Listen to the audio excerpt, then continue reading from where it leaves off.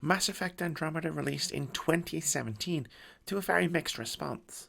A follow-up to the much-beloved Mass Effect trilogy, which ended with the equally divisive Mass Effect 3 in 2012, fans of the franchise were ravenous for a new adventure after having to wait 5 years. There were only 6 years between the release of the original Mass Effect and the final game in the original trilogy that brought an end to the saga of the Reapers, the best friendship seen in a video game history, and the sexcapades of Commander Shepard, which to this day still prompt fierce debates amongst fans of the franchise. Andromeda found itself in a tough spot right from the get-go. Whether you love or hate the ending to Mass Effect 3, which provoked an incredibly strong reaction in everyone I've talked to who experienced it, it left the franchise in a really difficult spot from a narrative perspective. There was no way BioWare could really craft a sequel that could follow up something so definitive. No matter what colour your ending was, the story of the Milky Way was over. While the main BioWare studio departed the franchise to work on their newest IP, Anthem, BioWare Montreal would be the new shepherds of one of EA's crown jewels. This was the studio's first time leading development of a game, having been founded in 2009 to assist the main studio wherever necessary, which mostly consisted of leading development of the various Mass Effect DLCs. With Mass Effect 3 prompting fury thanks to its divisive ending, the pressure was on. BioWare Montreal made the decision to take the Mass Effect franchise as far away from the controversy as they could, shifting the action to an entirely new cast of characters and into an entirely new galaxy. This was a chance to make a clean break, a new galaxy to explore, new characters to meet and fall in love with, and an entirely new storyline to invest in. Let's talk about our success on EOS. Besides establishing our first viable outpost, we did some amazing things. We discovered the Remnant and breached their vault. And didn't get killed. Overcame radiation poisoning a number of times. And didn't die. Confronted by Ket at every turn. Once again, did not get killed. You guys really need to raise the bar on what you call success. It didn't turn out well. Mass Effect Andromeda launched to a lukewarm critical response and a mixture of anger and derision amongst fans. The game was bogged down with technical issues, sometimes feeling like it was literally falling apart at the seams. Fans tore the game to shreds, criticising everything from the characters to the story, voice acting, graphics, gameplay, soundtrack, you name it, and there were people on the internet complaining about it.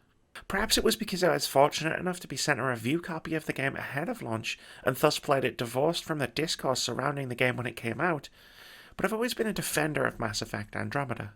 It's nowhere near a perfect game, with plenty of notable, obvious flaws. But the game had a lot of heart, had a lot of likeable characters, and laid the foundation for a brand new trilogy pretty well, all things considered. Seeing the game pop up in my trophy list as I randomly scrolled through one rainy Sunday made me think about all of these things. How I enjoyed the game, despite its imperfections. How at odds my opinion on Andromeda was compared to the way the online consensus galvanized around it. And how I hadn't picked it up or thought about it too much since 2017. After I'd finished editing my Apex Legends retrospective review and decided to turn that one-off video into a series, I knew Mass Effect Andromeda would have to be next on my to-do list. I needed to know, far removed from all the controversies and screaming matches, how I'd feel about the game now, in 2020. It turns out most of my opinions haven't changed a great deal. Tyrone! Get over here so we can talk. I don't think so, Krogan. Stealing a transport was just step one. We're gonna destroy everything you care about. There's only one thing getting destroyed here today, and that's you. And this place. And also your boss. And probably your entire crew. So a lot of things are getting destroyed here, actually, and all of them are yours. Mass Effect Andromeda does itself no favours right out of the gate. If you've played the opening 2 to 3 hours of the game and then decided to call it quits, I can't say that I would have blamed you. This opening was playable as an early access demo via EA Access back in 2017, so for the absurdly low price of £3.99, you could dive right in and see what Andromeda's opening prologue had to offer. And boy, was it a rough opening. When you start telling a new story in a new galaxy as vast as Andromeda, I get that you're going to need to set up a huge amount of plot threads, characters, and themes in a short amount of time. You need to give players who are both intimately familiar with the world of Mass Effect and those who aren't a crash course in what this is all about. It's the curse of every huge RPG such as this. Mass Effect Andromeda does this with all the elegance of the Juggernaut crashing headfirst through a brick wall. From the moment your chosen rider, Sarah or Scott depending on your choice in the lackluster character creator, wakes up to the first mission on Habitat 7, all the way to the Nexus, and then onto Eos and into your first vault, Andromeda gives off a terrible first impression. It does manage to set up the basics of the story. You're a pathfinder of one of the 4 arcs sent to the Andromeda Galaxy to escape destruction at the hands of the Reapers in the Milky Way. The so-called Golden Worlds that should have been able to sustain the various Milky Way species are a bust, but some seemingly ancient alien technology might just hold the key to giving your people a home in this strange new galaxy. Except, within 10 minutes of your arrival, you've already run aground on a strange celestial phenomenon and made an enemy of the first alien race you encounter. Also, your father dies, there's already major problems at the Nexus, the space station that was sent ahead of the Arks to await their arrival, a group was thrown out and set up a Mos Eisley-esque frontier outpost somewhere else in the cluster, and the other Arks are missing. It's a lot, basically, and rather than naturally let all of this detail unfold throughout the entire narrative, Andromeda instead feels hellbent on burning through this setup as quickly as possible to get past it and launch you into the main story. Which means a lot of tertiary and frankly uninteresting characters delivering a lot of exposition between bouts of combat. Every issue the game has is exposed during its incredibly weak opening, some of which it doesn't shake for the entirety of its running time. And it's a shame, because once you've run the gauntlet of that opening and you're free to start pursuing things on your own terms, Andromeda opens up into an enjoyable adventure. But those few hours can feel like a slog to work through, and it can make you worry just what the rest of the game has in store for you. I will not be ignored anymore. See? Total asshole. That's it. Space them. Callan, we can't. Ugh, I will not be ignored. Such an asshole.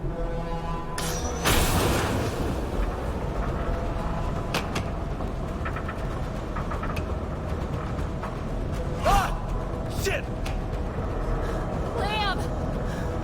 Hold me!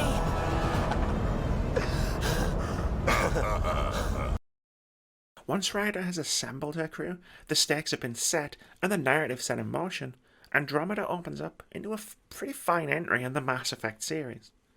The game does a good job of giving you the feeling that you're on the frontier.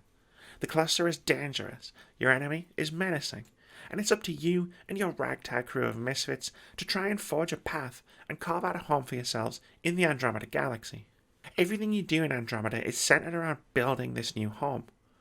As the Pathfinder, you need to bring the galaxy together, find new homes for all of your people, and defend yourself against the Ket, the powerful alien race who start shooting at you almost immediately upon your arrival. As the game's primary antagonists, they naturally play a big role in the story, but it's very clear that their story was one that was planned out across multiple games. Throughout the game, you slowly unravel what they're doing in the Helios cluster, but their motives, where they came from, and what their larger plans are saved for a sequel that seems increasingly unlikely to come.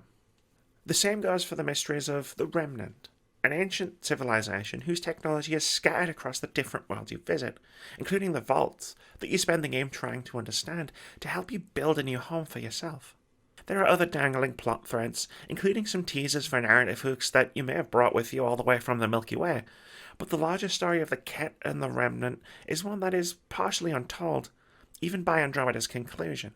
This is disappointing, unless BioWare and Electronic Arts are planning to continue the storyline of Andromeda, which I would be all for, although I'm not holding my breath that this will happen. However, despite these larger narrative threads awaiting a continuation, Mass Effect Andromeda still tells a satisfying story. Several of them, in fact. Each of the worlds you visit feature their own self-contained storylines that build into the major themes and overarching story of the game. Each member of your crew also have their own personal stories that, again, build into the themes of Andromeda's larger story. We're on a collision course with unknown objects. Make corrections. Sam, are you on this? Collision is imminent. All stop now!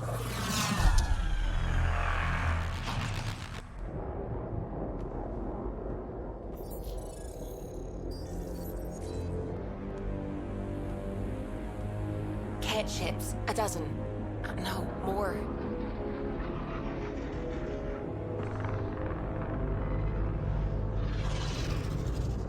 They've got us pinned against the Scourge. They are scanning us, Pathfinder. We'll scan them back!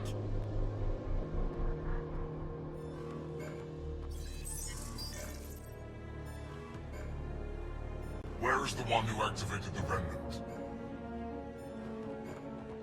Their DNA signature is there. Answer me. You're the one in my way. Who are you? They've lost navigation. We're being steered into their ship. Just tell me what you want. I won't explain what you can't understand. At its heart, amidst the epic action and science fiction exploration, Andromeda is a story of the meaning of home and struggling with responsibility. Ryder was never trained to be a Pathfinder, yet she finds herself suddenly thrust into the role as the Initiative's saviour. She's the beacon of hope for everyone in the galaxy, the one who will turn the Helios cluster into a home, the one who will unite the disparate factions, and the one who will defeat the Ket. It's a lot of responsibility for one person, and throughout the game Ryder struggles with the task before her and the decisions she has to make, opening up occasionally to her crew about how out of depth she feels. And she's not alone. Each member of the Tempest crew is struggling with the same thoughts and feelings, from the biotic commander who lives in the shadow of her renowned mentors, to the medic who has suddenly become the chief medical officer on the most important starship in the cluster. This collection of people have recognisable struggles and quite wonderful character arcs that weave themselves throughout the narrative. These arcs are what give Andromeda's broader story more meaning. You fight in the Ket for the right to call the Helios cluster your home, but as you dive deeper into the stories of your crewmates, you learn just what that actually means to each of these people. As a science fiction action adventure, Mass Effect Andromeda is pretty good. But if you view the game as a character-driven story, which is easy to do given that the characters are literally the best part of the game, Andromeda takes on a new dimension. Where past Mass Effect games would give you a new conversation after each major event, and from the second game, a single loyalty mission that allowed you to get to know your crew a little better, Andromeda doubles down on giving your shipmates their own storylines. Each of your crew's missions are multi-part, spanning the entire length of the game. They're deliberately paced out so that they unfold alongside the main narrative, as opposed to being separate from it. As you explore the Helios cluster, and of course the Ket, your bonds with your closest allies grow. Mass Effect Andromeda does some truly fantastic character work in these moments. These were the moments that kept me engrossed in the game. Drinking on Kadara with Drax, seeing Liam and Giles' unique take on diplomacy, discussing faith with Suvi, playing poker with Gil. These are the memories I kept from playing the game in 2017, and these are the easy highlights of my time with the game again 3 years later. Once I'd reached the culmination of Movie Night, a seemingly minor quest that hums away in the background of the entire game, I felt attached to these characters in a way I rarely felt playing other RPGs of this kind. Movie Night leads to the best scene of the game, you and your crew hanging out, drinking, and watching a movie. It's the emotional payoff of the game, probably the last thing you'll do before heading into the final mission against the Ket, and it's the moment I realised that I had actually grown to love these characters. I'm really glad you volunteered to join our crew, by the way. I am too. New galaxy and all. I'm honored to be here. No, I mean, I think you're cute and I like seeing you up here. Oh my goodness, Ryder. Also, the accent. The accent is, I mean, it's not the only thing, but, okay, I should just go over there to the piloting thing. Kill me now. Ryder, thank you. And so you know, the feeling's mutual. Yes! I mean, time to Pathfind. Serious business. Saving everyone. This is all centered on Ryder, the one character he'll be with for the entire game. While Shepard is rightly one of the most well-loved, iconic protagonists in video games, Ryder actually feels like a better character to play thanks to Mass Effect Andromeda unshackling itself from the Paragon Renegade system of its forebears. Shepard was a fantastic protagonist of the original Mass Effect trilogy, but she was forced into extremes too often by the strict morality system of those games. Choosing your responses was less about role-playing and more about remembering whether you were following the blue path or the red path. Mass Effect Andromeda replaces that morality system with a tone-based conversation system. Instead of picking between the virtuous or dickish options, you were choosing the tone with which Ryder responds to whoever she's talking to. They're generally broken down into sarcastic, cocky, straightforward, or empathetic, and you can mix and match them without penalty. There's no stat or bar tracking which replies you're using and locking you out of future interactions because you didn't have enough points in one or the other. It makes role-playing Ryder a lot easier than role-playing Shepard. So much so that you eventually stop paying attention to the icons on the conversation wheel and what they represent. Replies become instinctual. Before long, you automatically know how Ryder is going to react to something because she's more fleshed out than Paragon or Renegade. It also makes tough decisions hit a little bit harder because there's no easy way out. There are no good, bad choices in Mass Effect Andromeda. There are just choices. And it's up to you to pick one based on what you feel is right, not on what morality points you're trying to rack up. None of this is a knock against Shepard, or am I trying to say one character is better than the other. I'm simply highlighting the differences in approach and telling you which I prefer. I hold Commander Shepard in extremely high regard, but there will always be a place in my heart for Ryder, and I wonder if she could have achieved the same status as an iconic video game character with a full trilogy under her belt, like her predecessor had. Jal, have the Resistance free as many as they can before the Ket arrive. I will. And thank you. I thank you too. I see you begin to understand the gift that the Ket... Not likely.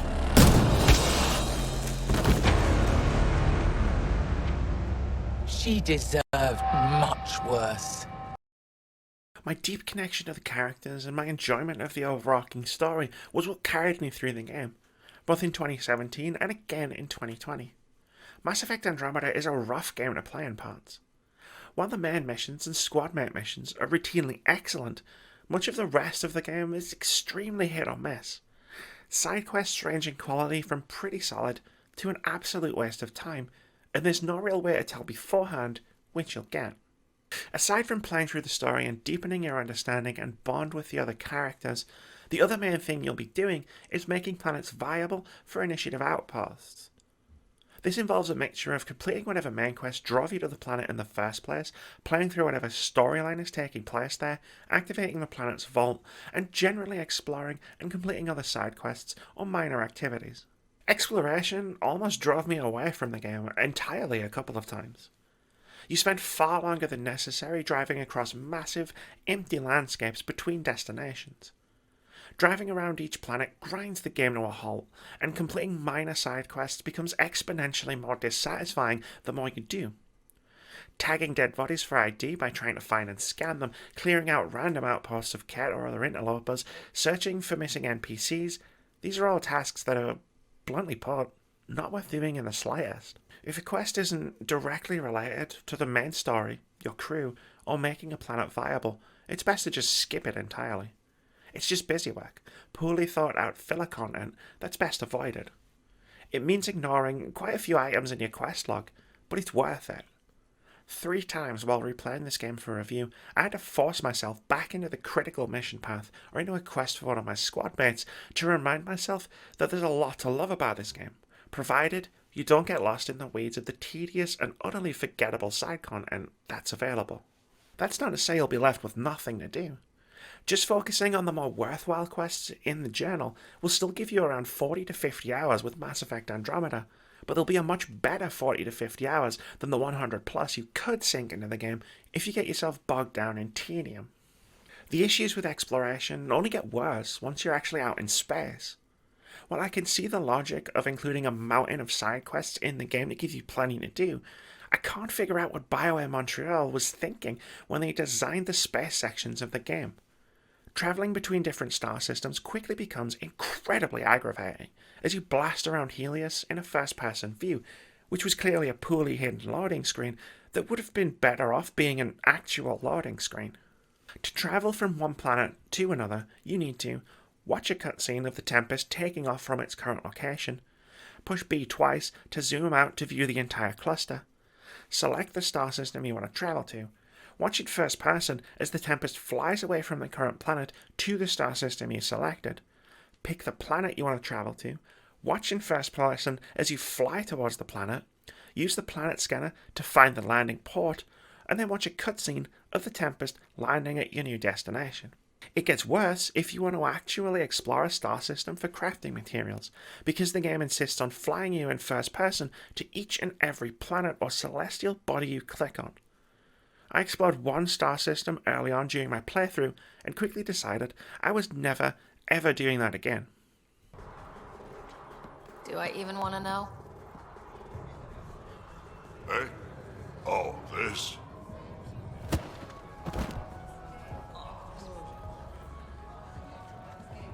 Some idiot who got talked into a headbutting contest with me by his buddies. Some buddies. Hey! You! Not in my bar. I know you. Nexus. Your people hurt my friends. Now, we're gonna hurt you. Looks like someone wants a fight. You up for it, Ryder? You know I am. You start this, I'm gonna finish it. Yeah? You and what army? I don't need an army. I've got a Krogan.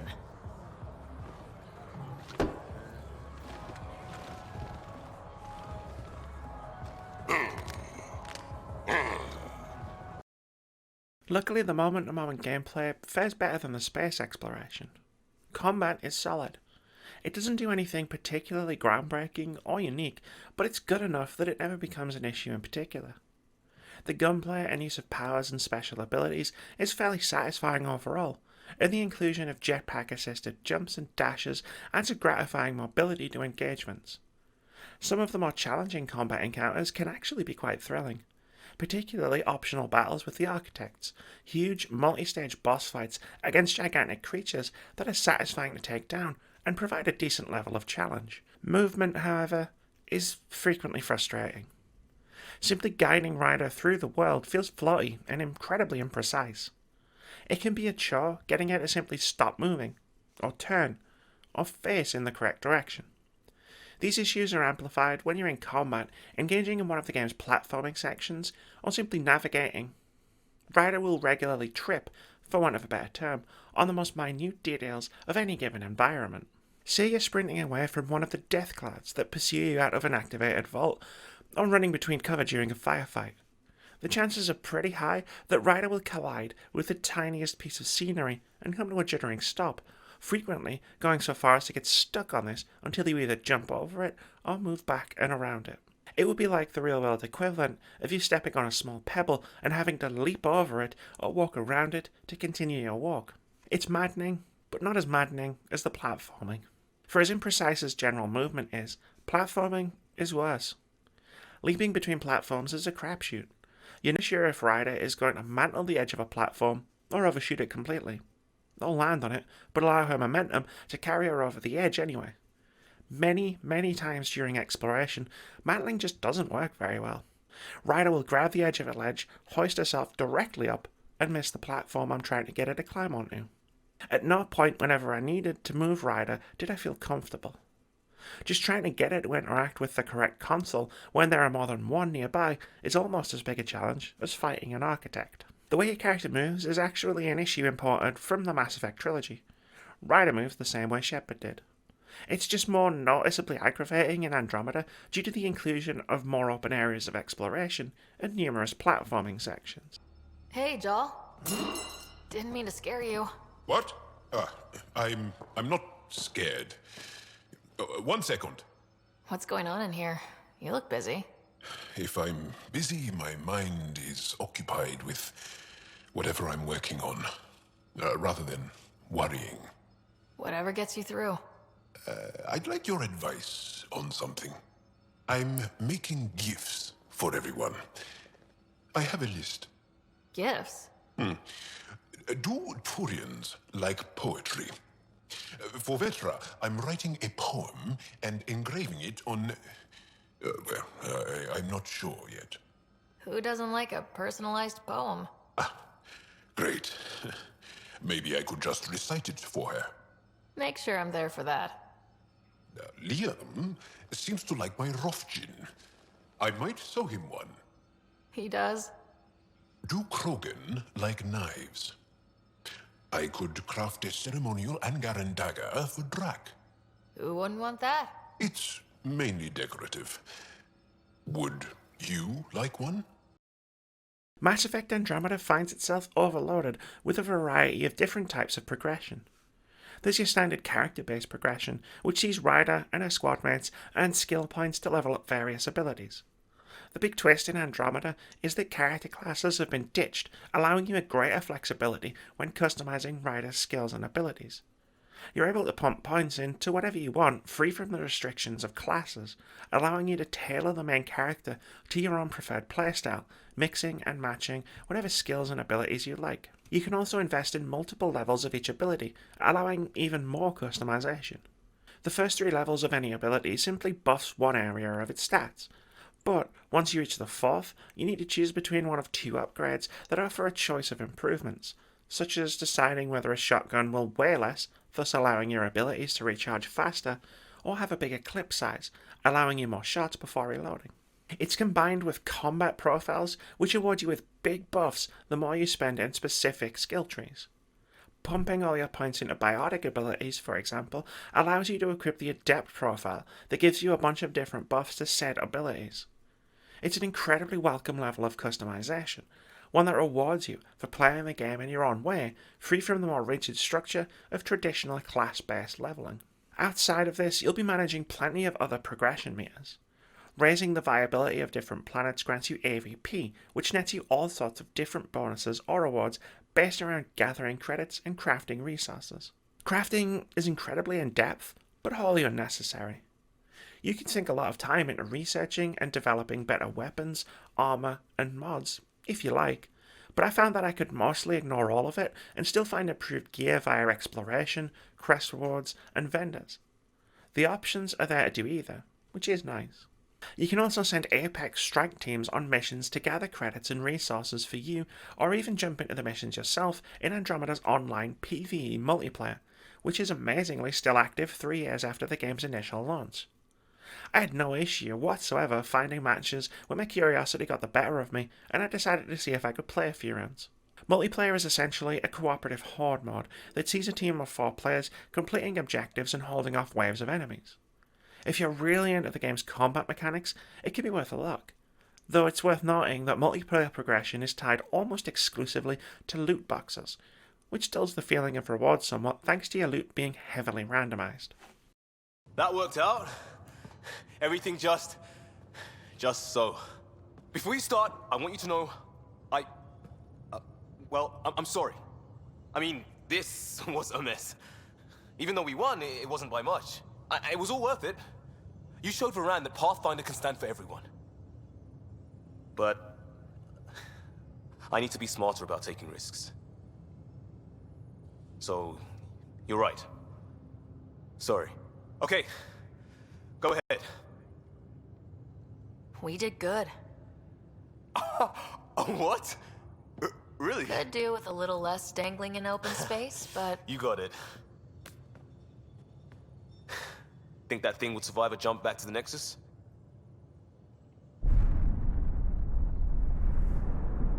Probably not.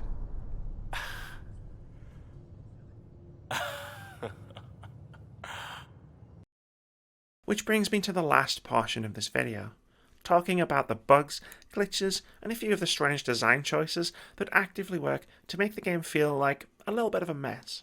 Mass Effect Andromeda is perhaps most infamous for the state that it launched back in 2017. The game featured an incredible number of bugs and glitches when it was released. So many that it was the main talking point for discussions about the game for weeks, if not months, following its launch. It was an incredibly rough game to play, thanks to seemingly every aspect of it being broken in some capacity. So how is it 3 years and assumedly many patches later? Well, it's certainly better. Some of the more famous and egregious problems with the game are definitely gone. But from a technical standpoint, this is still a game with more than its fair share of issues. The most noticeable problem in 2020 isn't a bug or glitch, however. Rather, it's the game's lighting. It's an issue that was prevalent in 2017, but thanks to the sheer number of catastrophic bugs the game shipped with, seemed to be more or less overlooked at the time. Mass Effect Andromeda is actually a pretty good looking game for the most part, but it does its level best to make sure you can't tell by its baffling use of lighting in the majority of its scenes. Characters' faces are completely washed out throughout most of the game, as if they're having a spotlight shone directly on them from a few inches away. Combined with the poor quality of the game's shadow effects and the generally poor texturing, it makes the character models look pretty terrible in most of the scenes they're in, which isn't helped by the facial animation, which is generally poor, and the unfortunate tendency for the game's lip syncing to feel off and characters' eyes to roll up into the back of their heads. I actually found myself focusing more on the game's subtitles than on the characters' faces during cutscenes, because it's actually quite unsettling to look at a lot of the time. That's not to say that the rest of the game's issues have been patched out in the intervening 3 years. I spotted a laundry list of issues as I made my way through the Helios cluster.